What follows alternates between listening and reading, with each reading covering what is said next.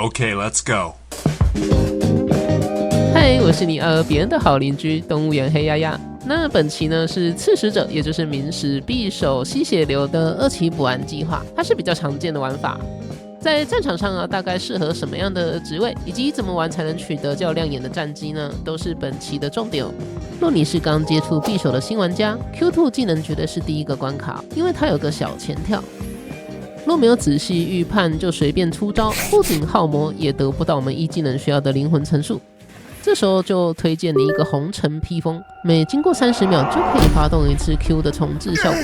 如画面上，我们被他的晕眩余波中断了第一次的 Q， 但我们马上重置 Q， 再来一次，得到了1层灵魂，并在敌人聚集的时候使用 Q 斩到2人，让我们取得了2层灵魂，直接满层。用一技能斩掉他1格血，并保有一技能释放的机会。而这样的加速叠层是有其意义的哦。由于2棍1是属于皮甲真伤，没有布甲这么高的斩杀线，所以定位变成用吸血衣扛住伤害，在前线等到敌方力竭，再用满层灵魂使用2次一技能做残血斩杀。而画面上的计时钟代表着，若你第一次施展一技能压血的时候，若你没有用灵魂满层重置一技能，你就跟不上在12秒后的这一波双人斩杀，因为你得吃下20秒的冷却惩罚。透过了红尘披风让我们有更多的机会维持在 Q 满层的灵魂状态，这让我们很多时候可以去对虚弱的敌人做单次1的血量压制，并且每层灵魂还提供了6%的武器伤害，这代表满层的18%可以对其他的 QW 甚至是我们的普攻去做进一步的火力加成。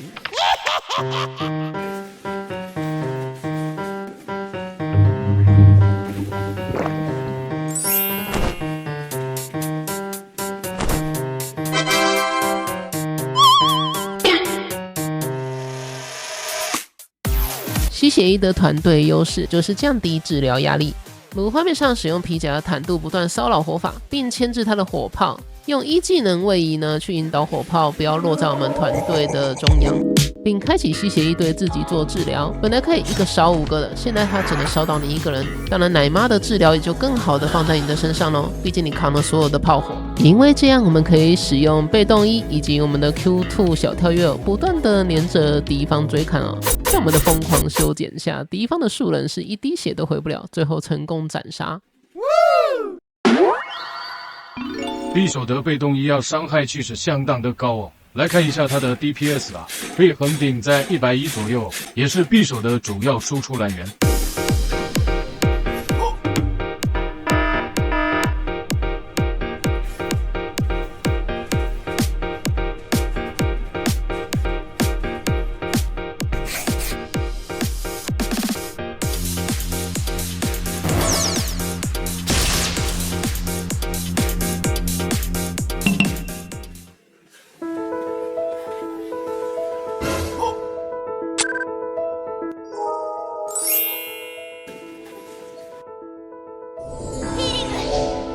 Nope.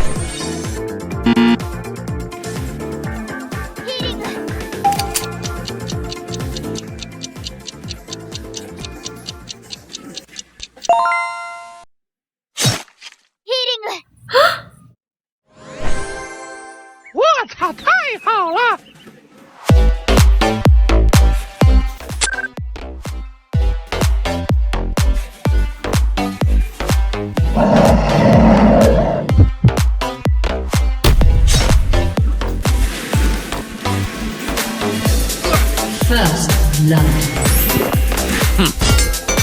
なるほどね。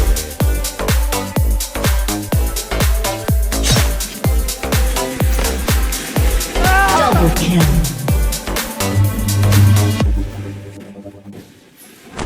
Triple kill.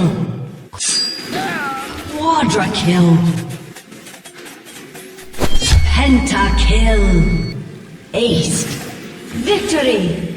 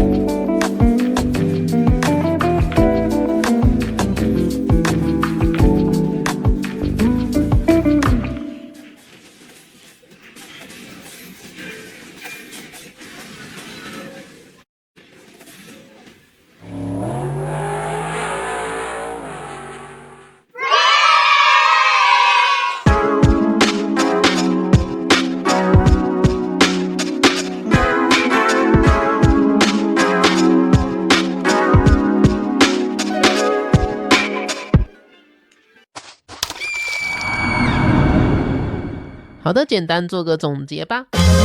现在穿上了皮甲，没有了高速滚流的布甲伤害增幅，所以一技能斩杀线就没这么高了。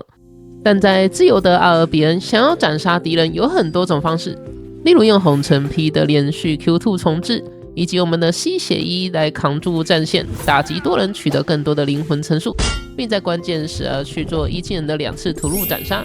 也别忘了开启邪教徒便携，用脏地板去做破防跟降治疗，即使他喝抗药，也得乖乖的将死亡双手奉上。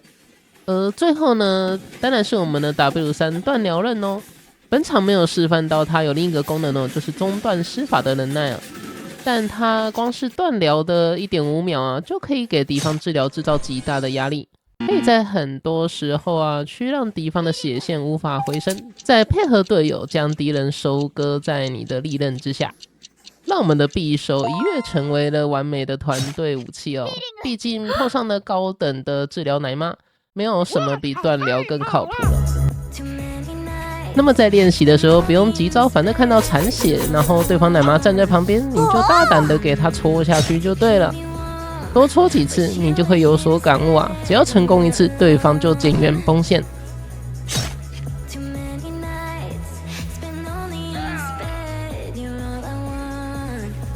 最后别忘了，我们是火法为数不多的天敌之一哦。尽量的去吸引他的目光，拖住他的火炮，避免他使用一些火球啊，或是火炮技能去对我们的团队进行轰炸，这样就可以很大程度的避免团队的伤亡，以及降低奶妈的治疗压力。光是这样来来回回、前前后后的操作啊，就可以帮助你取得不少的胜率哦。这种战术是全斗士通用，只要你能扛伤，在许多长篇的片尾啊，都会有类似的教学影片哦。或直接到科普的播放列表去寻找近战攻击手的单排进阶片，就会了解傻冲到底不是唯一的一条路哦。